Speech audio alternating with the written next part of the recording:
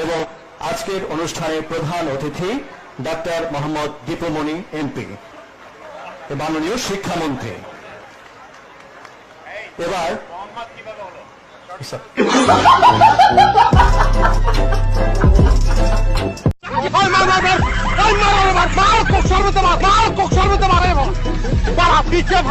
যদিও তারা বাঙালি না, কিন্তু তাদের এডিটটা খুবই ভালো লাগেছে।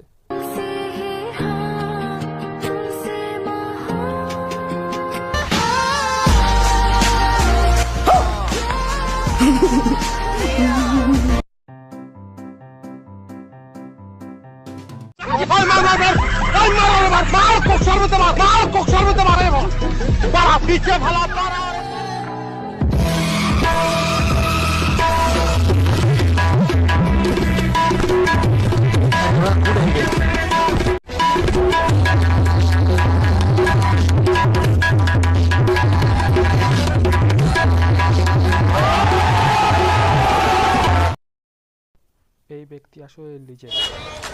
ওয়েস্ট অফ মানি মনে করি। আমি একসময় 3টা পড়তাম যখন ভয় পেতাম।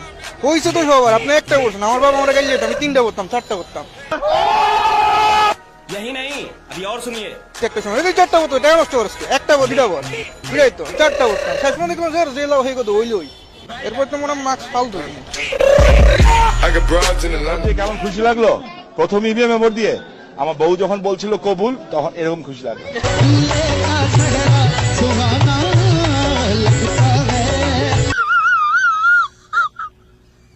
लगा मैं तो